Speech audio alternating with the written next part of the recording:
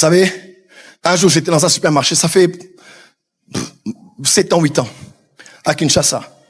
Un jour ordinaire. Je suis dans un rayon, j'avance, là, il y avait des bois de conserve, et puis je fais un pas de plus, mais je quitte le naturel, j'entre dans le surnaturel. Et j'entre dans une extase, dans une vision ouverte. Je vois dans la vision un jeune homme avec des paniers de fruits. Et tout seul, là, perdu comme ça, en train de marcher. Il marchait et on me dit, voici. Et on me dit des choses sur lui. On me dit là où il était, ce qui allait lui arriver. Et on me dit, cherche-le. Et puis, ouf, je sors de la vision, je dis, mais qu'est-ce qui m'est arrivé ici? J'étais dans une vision. Je me rappelle que je l'ai vu sur Internet, juste une photo. Et j'appelle un fils à moi qui est en Côte d'Ivoire, j'ai dit, cherche-moi quelqu'un, il y a quelqu'un. Il a commencé à me dire, non, j'ai dit, oui, c'est certainement celui dont tu parles maintenant là. Il m'a dit, il s'appelle Baba Uriel. J'ai dit, appelle-le-moi. Et il appelle. Quand je le prends au téléphone, il me dit, c'est toi que je cherchais. Je cherchais un père spirituel, c'est toi mon père. Et je lui ai dit quelque chose que personne ne l'a dit. J'ai dit, tu as raté un accident. Telle voiture, telle couleur de la voiture. Il y a tel problème. Et Dieu me dit, tu es déjà mûr, tu as des fruits mûrs, mais il te manque juste quelqu'un pour te tenir la main, te sortir. J'ai dit, je suis là pour t'aider. Et Baba Uriel aujourd'hui, pour ceux qui le connaissent, en Côte d'Ivoire, fait la fierté du mouvement prophétique. Je ne le connaissais pas, il ne me connaissait pas, mais en esprit, la main du Seigneur est tombée sur moi. J'étais même pas en retraite. Ma prière est que tu sois sensible partout. Grand espace, universitaire, à l'école, en route, dans un train, partout où tu es, que tu vives en tellement proximité avec le Saint-Esprit que sa main peut venir sur toi à n'importe quel moment, que ce soit à la maison, avec des invités, en train de servir du fromage ou des biscuits ou même des chips. L'onction tombe sur toi, et Dieu te dit, cette femme est enceinte, elle a un problème. Quelqu'un peut dire amen très fort. Je venais de Nantes, n'est-ce pas? J'étais à Nantes la semaine passée. J'étais à Nantes au bureau avec l'évêque Denis. Et pendant qu'il me faisait entrer des gens, une femme est venue à genoux. Pouf, je lui ai dit, ton nom c'est comme ça. Elle dit, oui, c'est moi. Et je dis, dans ton ventre là, tu es un bébé. Tu es enceinte. Nul ne pouvait voir. Elle dit, oui, je suis enceinte. Je suis enceinte. Et l'évêque même ne savait pas. Il ne savait même pas. Elle dit, oui, c'est 2 mois. J'ai fait l'échographie. La main du Seigneur peut t'emmener à voir plus précisément que l'échographie.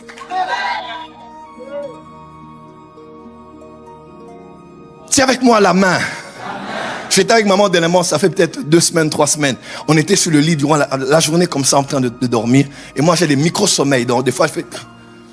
Et je dors, et puis pouf, je pars.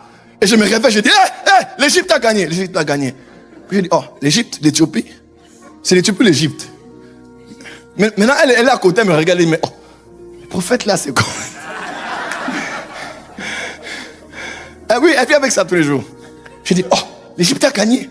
J'ai dit, Éthiopie. J'ai dit, oh, match. Et j'ai pris Google, j'ai tapé Égypte, Éthiopie. J'ai vu, il y avait match vendredi de la semaine qui allait suivre. J'ai dit, mon frère, je ne suis même pas dans le football. Je n'ai même pas les matchs là. Qualification de la CAN, Coupe du Monde. Je sais même pas, c'est même pas mon intérêt. Puis je me suis dit, mais pourquoi tu m'as révélé ça? Et le vendredi, l'Égypte gagne 2-0. Au fait, on aurait dû parler, hein. Acclame très fort. Il faut monétiser la prophétie. Et vous savez quoi, c'était à l'occasion de rien. Moi, je me suis dit, mon Seigneur, tu m'as révélé ça pour que j'annonce. Ou bien, mais j'ai seulement compris que quand tu vis sous la bonne main de l'Éternel, il peut prendre de ton esprit. Comment? On dit, elle tomba sur moi. Je regardais et voici, c'était comme une figure ayant l'aspect d'un homme. Depuis ses reins en bas, c'était du feu. Et depuis ses reins en haut, c'était quelque chose d'éclatant comme de l'airain poli. Il étendit une forme de main. Aïe. Et me saisit par les cheveux de la tête. Aïe, aïe, aïe. L'esprit m'enleva entre la terre et le ciel et me transporta dans des visions divines à Jérusalem, à l'entrée de la porte intérieure du côté du septentrion, où était l'idole de la jalousie qui excite la jalousie de l'Éternel. Dis avec moi, la main de l'Éternel me transporta entre cieux et terre. Juste un petit commentaire pour avancer. Quand on est prophète, on ne vit pas sur la terre, on ne vit pas dans les cieux, mais on vit entre les cieux et la terre. Un vrai prophète ne vit pas aux cieux. Un vrai prophète ne vit pas sur la terre. Un vrai prophète vit entre les cieux et la terre. Est-ce que je peux expliquer? Parce qu'un prophète ne vit pas dans les cieux parce qu'il n'est pas 100% Dieu. Si un prophète est 100% Dieu, il est comme Jonas. Ça veut dire qu'il ne se contente que de venir et de dire le malheur va arriver. Et il attend que le malheur arrive. Parce que lui, il ne prend que la part de Dieu. Quelqu'un m'a compris? Un prophète vit à moitié. Il a le temps de comprendre les hommes. Il a aussi le temps de comprendre Dieu. Il est à la frontière des échanges entre le monde naturel et le monde surnaturel. Parce que l'échelle de Jacob n'est pas sur la terre. L'échelle de Jacob n'est pas dans les cieux. L'échelle de Jacob est entre les cieux et la terre. Pour que les anges montent par là et descendent par là. Est-ce que je peux avancer? Jésus n'est pas mort dans les cieux. Jésus n'est pas mort sur la terre. Jésus est mort entre les cieux et la terre. Il a pris ce qui était de Dieu, il nous l'a donné. Et il a pris ce qui était à nous et il l'a porté à Dieu. Voilà pourquoi tout vrai prophète sait prendre la part des hommes et la part de Dieu. Il est toujours entre les hommes et Dieu pour raccourcir la distance entre Dieu et les hommes. Il annonce des choses au peuple pour le jugement, mais il sait que Dieu peut vouloir juger, mais le sentiment le plus proche de la colère de Dieu, c'est sa compassion. Même quand il dit Dieu va frapper, il sait exactement qu'après avoir annoncé le jugement, il va prophétiser. Voilà pourquoi Dieu disait à Jérémie, ne prophétise pas, n'intercède pas pour ce peuple. Parce que Dieu savait que Jérémie, finalement, il allait intercéder. Parce que tout vrai prophète est un intercesseur.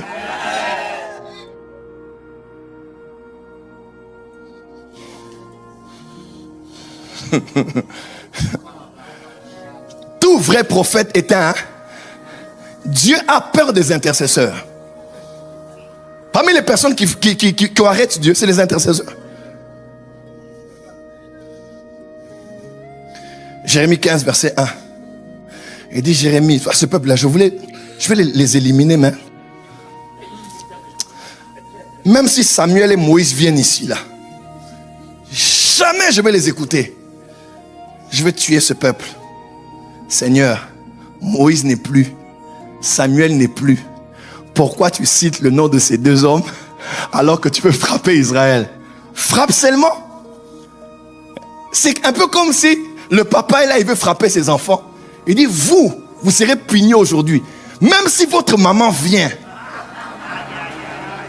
Vous avez compris? Même si votre maman vient, parce qu'il sait que son point faible, c'est sa femme. Si sa femme dit chou, bébé, mon lapin, mon amour, mon doudou, mon gnéné, papa peut se calmer. Dieu savait que quand il veut frapper, quand Moïse se lève, il va se repentir. Dieu se repentit du mal qu'il voulait faire à Israël.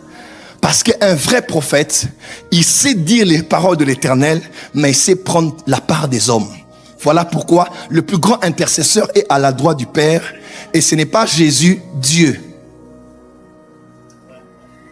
À la droite du Père, ce n'est pas Jésus, Dieu. Paul dit, il y a un seul Dieu. Et il y a un seul médiateur entre Dieu et les hommes, Jésus-Christ, homme.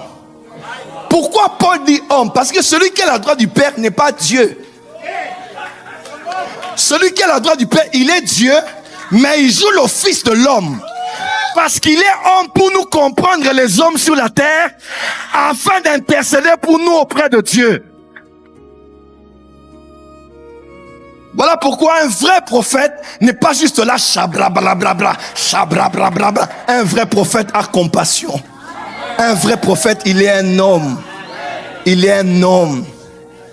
Il sait ce que ça fait que d'être faible. Il sait ce que ça fait que d'être tenté. Il sait ce que ça fait que de déprimer avec son foyer. Il sait ce que ça fait que d'être fatigué dans le ministère. Il n'est pas un Superman, c'est un homme. Dis à ton voisin, c'est vrai tu es spirituel, mais s'il te plaît, nous sommes des hommes. Alléluia. Tu ne peux pas être intercédé pour les hommes correctement si tu n'agis pas comme un homme. Mais si tu es toujours en train de juger les gens, tu ne seras jamais un vrai prophète. Parce que les vrais prophètes ont compassion des hommes comme Dieu a compassion d'eux.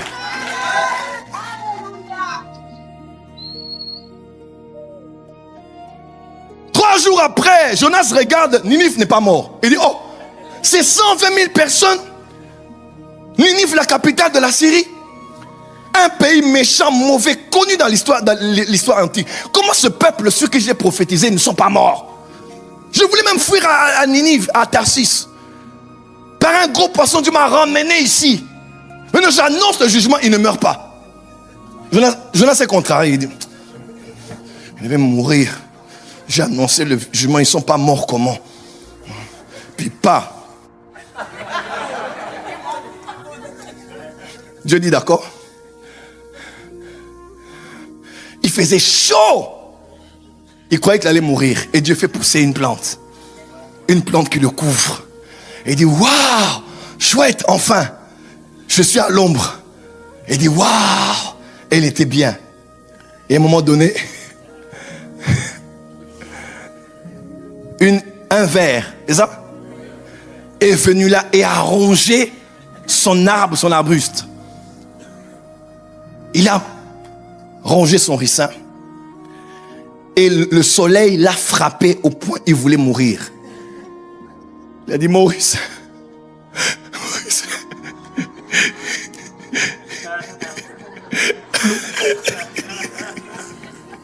et Dieu regarde, Dieu dit, regarde-moi hypocrite.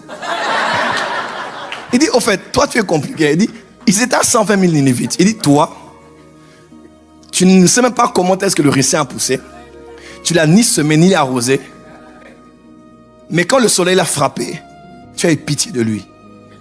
Tu as eu mal pour lui. Pourquoi moi, Dieu, qui comparativement au ricin, moi j'ai créé ce peuple. Ils ont poussé. Pourquoi ne devrais-je pas avoir pitié de s'ils meurent?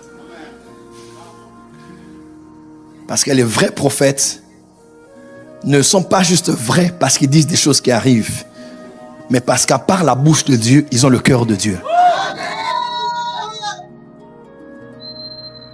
Ouais.